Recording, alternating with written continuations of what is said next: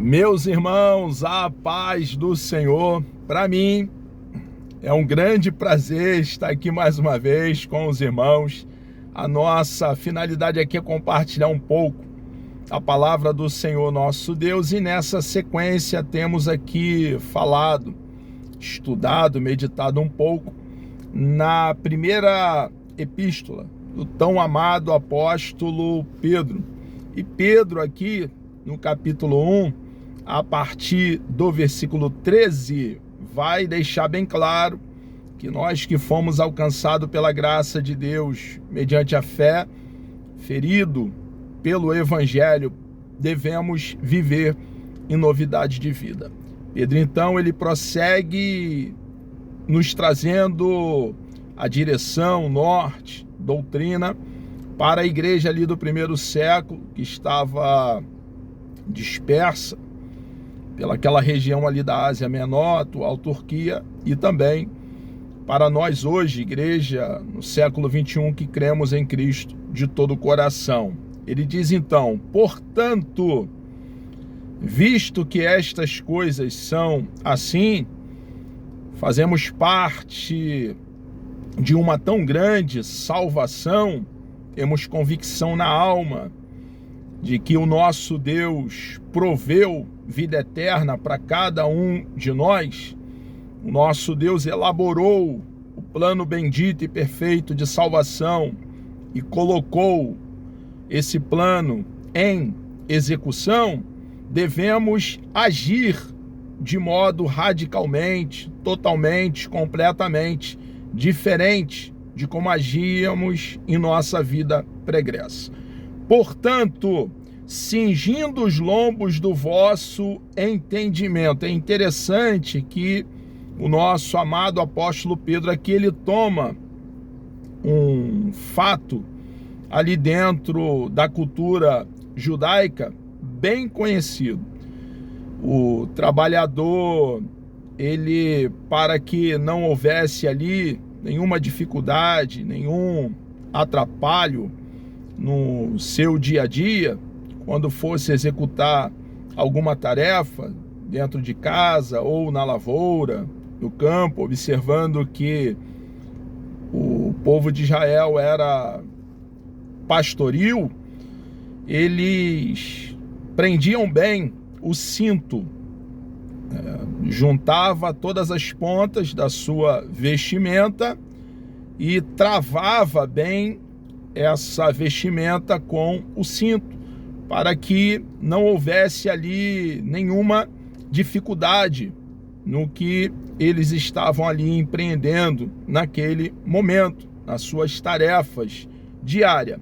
Pedro, então, aqui, quando ele usa essa expressão, cingindo os lombos do vosso entendimento, ele está deixando bem claro que devemos cuidar para que o nosso entendimento, o nosso pensar, que vai desembocar, a continuidade é a nossa ação, o nosso proceder, o nosso agir, nós devemos cuidar bem para que não haja nenhuma dificuldade, nenhum embaraço enquanto estivermos aqui em peregrinação no planeta Terra. Devemos lembrar quem somos. Somos cidadãos dos céus, embaixadores do nosso Deus, representante da eternidade.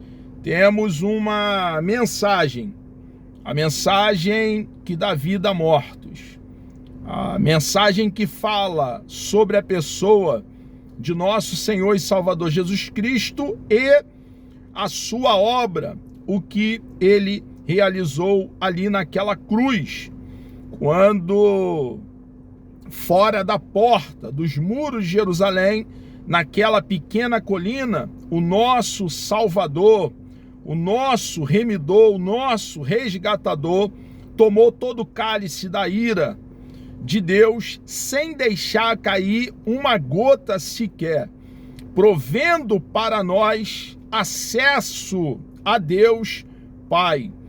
Agora, quando cremos em Cristo de todo o coração, temos possibilidade plena de desfrutar de comunhão com o nosso Deus, o grande eu sou. Desfrutar de intimidade, relacionamento, estar em sintonia com Ele. Temos ousadia, não no nosso braço de carne, mas fiado em nosso Senhor e Salvador Jesus Cristo. Ousadia de estarmos na presença do nosso Deus. Um Deus que tanto fez por cada um de nós. Um Deus que, embora não tenha necessidade, pois é completo nele mesmo, autossuficiente, ele veio para nos resgatar. Deus estava em Cristo reconciliando consigo a humanidade. Jesus é o Emanuel, o Deus conosco, o Verbo vivo que tabernaculou entre nós. E nós precisamos então estar bem cingindo o nosso entendimento para que nos comportamos, cada um de nós, como cidadãos dos céus. Devemos então cumprir essa missão que fora nos dada pelo próprio Deus e anunciar as boas novas. Temos uma boa notícia. No cenário funesto, caótico, de morte espiritual, o ser humano está morto em seus delitos e pecado, como afirma Paulo na sua carta à igreja que estava na cidade de Éfeso, no capítulo 2. O homem já está condenado. Jesus, então, ele veio para buscar e salvar o homem nesse estado. E nessa condição sinistra, tenebrosa e funesta, a igreja tem uma boa notícia. Jesus Cristo, ele é a ressurreição e a vida, e ele dá vida a mortos. O Evangelho é o poder de Deus para a salvação de todo aquele que crê. E para que a humanidade caída creia, é necessário que cada um de nós cristãos, como arauto, proclamemos as boas novas do reino. A palavra de Deus precisa ser disseminada, difundida, derramada. Observe que é possível pregar todo o rolo sagrado, todas as sagradas letras e não anunciar o Evangelho.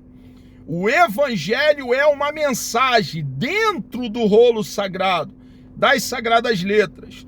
Precisa ser bem entendido, com clareza, assimilado e depois precisa ser espalhado sobre todo o habitante do planeta Terra. Então Pedro aqui, ele usa essa expressão nos trazendo ensinamento, doutrina, um norte. Vá por aqui. Essa é a verdade. Pedro está se colocando dessa forma. Portanto, faça dessa maneira. Cinja os lombos do vosso entendimento. Ele prossegue, sede sóbrios. Quando ele usa essa expressão, sede sóbrios, Pedro está falando sobre domínio próprio, que é uma das características do fruto do Espírito.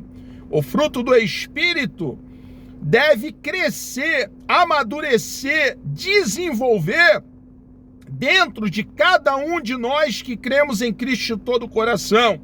E não estamos passivos a essa obra bendita da terceira pessoa da Santíssima Trindade, o Espírito Santo, no nosso espírito, quando o caráter de Cristo vai sendo formado em cada um de nós. Então nós, irmãos, devemos entender que cristianismo não é um adendo à vida que vivíamos antes de abraçar a causa do cristianismo. Não, não.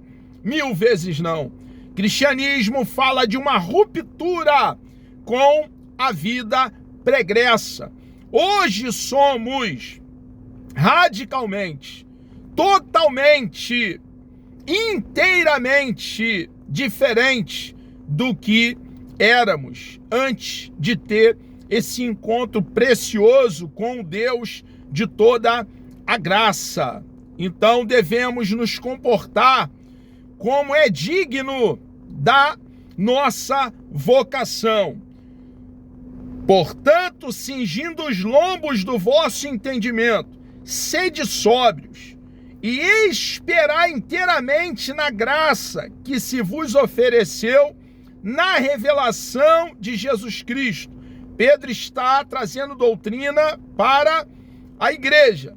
Aqueles que foram alcançados pela bondade de Deus, a misericórdia de Deus, e a despeito das lutas, da dificuldade, da perseguição que eles estavam ali sofrendo, deveriam ter fé e manter a viva esperança de que um dia nós estaremos para sempre com o nosso amado e bondoso Deus.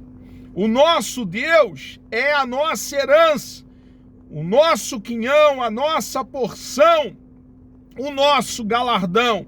Ele é tudo do que cada um de nós cristãos precisamos. E nele há consolo, conforto, nele há refrigério, há paz abundante, vida verdadeira. Então Pedro está aqui deixando bem claro que eles deveriam, e nós também, sermos sóbrios e esperar inteiramente na graça que se vos ofereceu na revelação de Jesus Cristo, como filhos obedientes.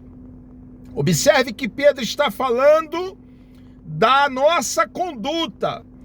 Nós fomos alcançados pela graça de Deus mediante a fé para as boas obras, para um agir, um proceder completamente, radicalmente diferente. Nós devemos amar o nosso semelhante, nos mover para ajudar o nosso semelhante. E é claro que aqui também falamos da obra social, que é algo feito e pela igreja, mas o maior bem, irmãos, e nós não podemos abrir mão dessa verdade, é a vida eterna. Então, junto à obra social, junto à preocupação com o nosso próximo, o nosso semelhante, os nossos irmãos de fé e todo ser humano, aqueles também que não professam uma fé semelhante à nossa, devem ser alvo da nossa ajuda, do nosso amor, do nosso cuidado, do nosso carinho, da nossa proteção, e entendendo cada um de nós que precisamos falar sobre a grande obra elaborada pelo nosso Deus e colocado por Ele mesmo em execução. Precisamos agir, então, como cidadão dos céus que somos. E como cidadão dos céus, temos a preciosa incumbência de anunciar o Evangelho. Como filhos obedientes, não vos conformando com as concupiscências que antes havia em vossa ignorância.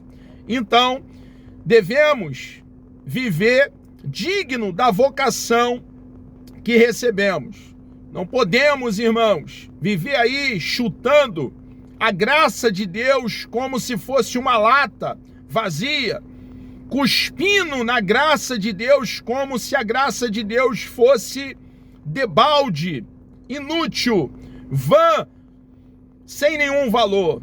Precisamos então entender que, embora não tenhamos pago nenhum preço, um alto preço foi pago pela nossa salvação. E não foi com prata, ouro, ou sangue de bode, de carneiro, não.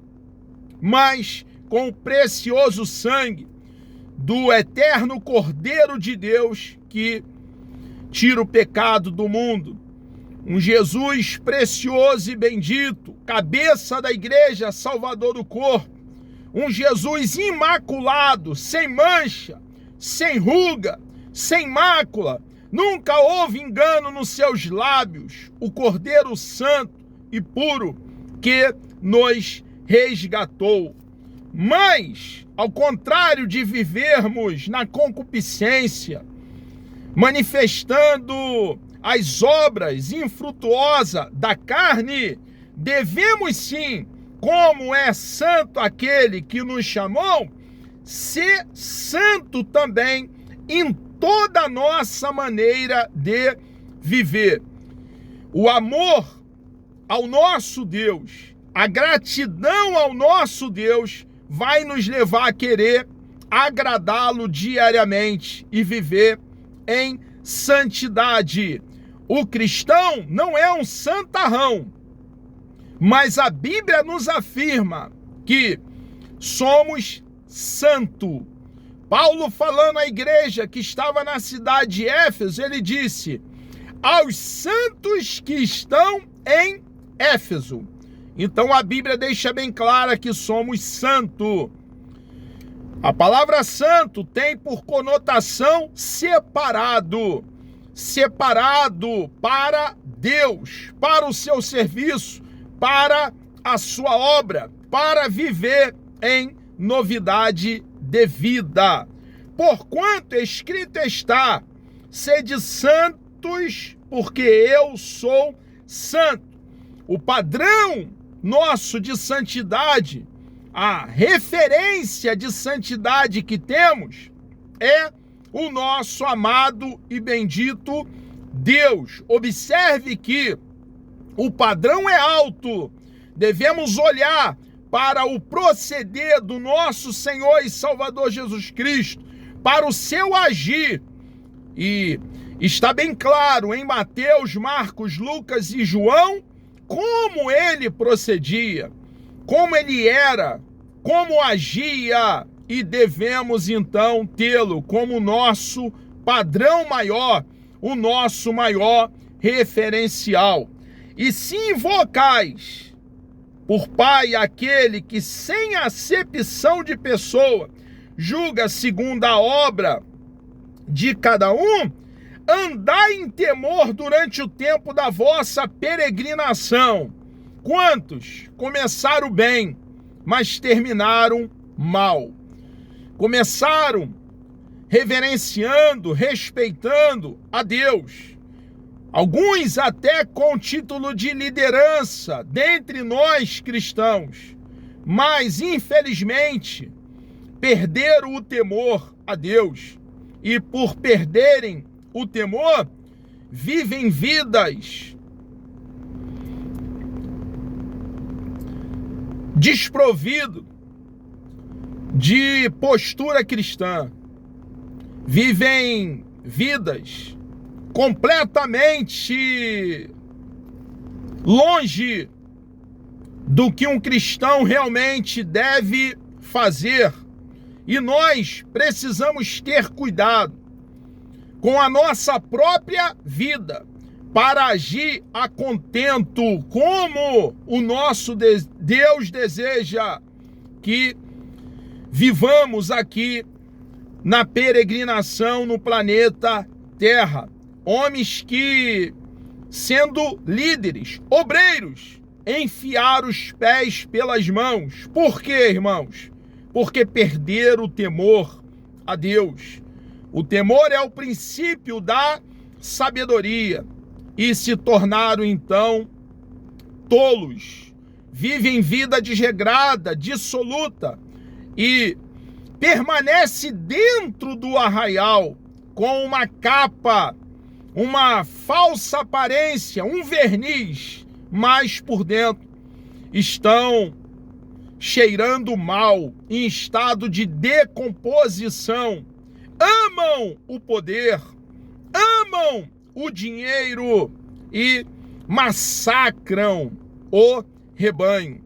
Devemos então ter cuidado com o ensinamento do apóstolo Pedro aqui. Pedro não está falando para os de fora do arraial, para os que professam uma fé diferente da nossa. Não, 1000 vezes não. Pedro está doutrinando a igreja do primeiro século e nós, igreja, no contexto odierno, nos dias atuais, no século 21. Ele diz: e se invocais para salientar, ressaltar a doutrina consistente que ele traz, ele começa assim, no versículo 17: e se invocais por Pai, aquele que sem acepção de pessoa julga segundo a obra de cada um, andai em temor durante o tempo da vossa peregrinação. Então, irmãos, devemos amar o nosso Deus, não somente de lábios, mas de todo o coração, de todo o nosso entendimento, porque quando nós amamos o nosso Deus, queremos agradá-lo diariamente, através das nossas atitudes, através das nossas ações, do nosso agir. Sabendo que não foi com coisa corruptível, como prata ou ouro, que foste resgatado da vossa vã maneira de viver, que por tradição recebeste dos vossos pais, mas com o precioso sangue de Cristo, como de um cordeiro imaculado e incontaminado. Pedro, ele não consegue dar 2 passos sem mencionar o precioso sangue do nosso Senhor e Salvador Jesus Cristo, o sangue da nova aliança, o sangue que fala mais alto que o sangue de Abel, o sangue que nos lava, purifica, nos limpa, nos torna mais alvo que a neve, o sangue expiador, remidor, que nos resgatou do mercado de escravo. Pedro tem bem claro o grande acontecimento ali naquela pequena colina chamada Gólgota. Pedro está saturado, cheio da graça de Deus, e ele tem bem claro a firme convicção que a sua missão é pregar as boas novas do reino, o plano bendito de salvação. E entendendo esse plano precioso de nos resgatar, devemos agir a contento do grande chamado que recebemos da parte do nosso Deus. É o que Pedro aqui traz para nós. Ele prossegue dizendo: o qual na verdade em outro tempo foi conhecido. Ele está falando a respeito do Cordeiro de Deus, da segunda pessoa da Santíssima Trindade, do nosso Salvador, do nosso Senhor Jesus Cristo, o qual na verdade em outro tempo foi conhecido ainda antes da fundação do mundo, mas manifesto nestes últimos tempos por amor de vós. Deus não pode ser pego de surpresa, e tudo estava pronto e preparado. Ele sabia de antemão tudo o que ocorreria, e já havia provido, antes da fundação do mundo, o precioso e bendito Cordeiro, o Cordeiro Santo, que tanto nos amou e veio para nos salvar, nos resgatar da vil maneira que vivíamos. Pedro ainda prossegue, o qual, na verdade, em outro tempo foi conhecido ainda antes da fundação do mundo, mas manifestado nestes últimos tempos por amor de vós. Foi por amor que ele veio nos salvar, nos redimir, nos adquirir para ele mesmo. E por ele credes em Deus, que o ressuscitou dos mortos e lhe deu glória, para que a vossa fé, a fé deles no primeiro século e a nossa, e esperança deles no primeiro século e nós hoje, igreja do século 21, estivesse em Deus. Devemos olhar para o autor e consumador da nossa fé, a despeito do contexto qual estejamos inseridos, a despeito do cenário, mesmo que haja muitos escândalos, e infelizmente até no nosso meio, dentro do nosso acampamento, do nosso arraial, nós precisamos, irmãos, mirar naquele de quem somos, naquele que é a nossa herança, o nosso quinhão, a nossa porção, o nosso galardão. Ele é quem nós desejamos. Ele é quem é tudo que nós precisamos. Purificando a vossa alma na obediência à verdade, fomos alcançados para viver em novidade de vida. E temos o rolo sagrado, as sagradas letras, o nosso manual, a nossa regra de fé e prática, de fé e conduta, a nossa bússola, e devemos então consultar o rolo sagrado, tornando as suas verdades, os seus ensinamentos, realidade na nossa própria vida. Purificando a vossa alma na obediência à verdade para a caridade fraternal, não fingida. Amai-vos ardentemente uns aos outros, com um coração puro. Devemos pedir ao nosso Deus, irmãos, nós cristãos, é doutrina para nós, a igreja, que Ele nos dê o coração, um coração de um bebê recém-nascido, para que não toquemos nem de longe na malícia, na injustiça, e sejamos imparciais, assim como o nosso Deus é justo, e que possamos agir com equidade no nosso proceder, sendo de novo gerados, não de semente corruptível, mas da incorruptível pela palavra de Deus, viva e que permanece para sempre. Porque toda a carne é como erva, e toda a glória do homem como a flor da erva. Secou-se a erva e caiu a sua flor. Nós somos partícula de terra seca, somos um punhado de barro, mas a palavra do Senhor permanece para sempre.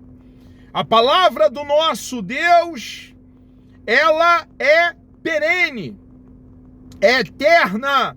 Falou lá no primeiro século e fala hoje no século 21 e continuará falando pelos séculos dos séculos. Devemos então anunciar a verdade eterna, a palavra do nosso Deus.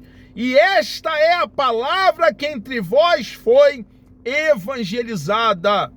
Precisamos guardar, abrigar dentro de nós o evangelho, a mensagem preciosa de salvação e compartilhar dessa verdade libertadora, transformadora. O evangelho, o plano bendito de salvação, é um grande tesouro de valor imensurável que não se pode mensurar. E uma vez adquirido esse tesouro, devemos então tornar o evangelho conhecido a todo ser humano da face da terra. Amados, chegamos aqui ao término de mais uma exposição nessa carta preciosa, primeira do nosso tão amado apóstolo Pedro.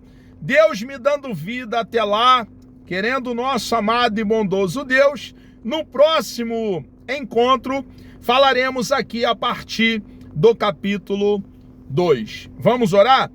Deus amado, nós louvamos e engrandecemos o teu nome.